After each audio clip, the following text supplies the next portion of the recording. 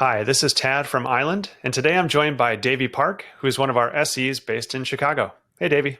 Hey, Ted. Hey, so you were just telling me an interesting story about a customer with pretty high security requirements, but also looking for a way to do a BYOD program to allow employees to use their personal mobile devices.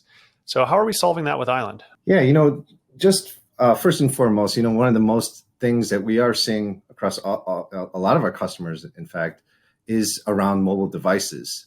We know mobile devices has been a thorn in the side to secure. As don't get me wrong, there are solutions out there, but many organizations are basically struggling on getting users to install it on their personal phones and tablets, specifically like for this customer. It's not any different if you're asking, one of your users to please put a DLP agent on your home laptop. Most folks are just simply not going to do that, right?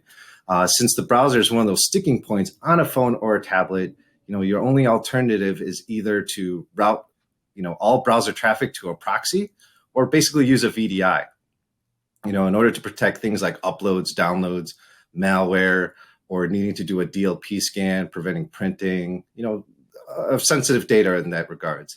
We all know VDI, on a phone is a terrible, terrible experience. It might be okay on a tablet, but on a phone, it's not going to be a fun experience on that little device there. So, with Island, because it would essentially be your work browser app and user can still use their other browsers for personal use, Island could be the solution to provide secure access to work applications and provide protections such as AV scans, data protection, web filtering, without sending everything through the proxy or having to do any type of mobile device management.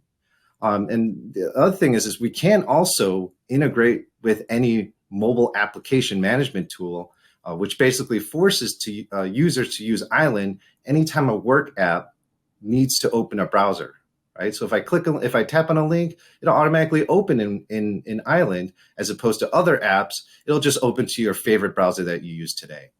We could provide access to internal applications as well without having to VPN. So that's huge, right? No one wants to install a VPN profile if they don't have to. So I think, down the road, we do have some exciting announcements that are in regards to mobile in general. Yeah, I think that point you make about the difference with this approach with Island is that we're not configuring the mobile device itself. We're doing all of this through the Island mobile browser app, which means it's easy to install, and it means that we're not intruding on anyone's personal device usage.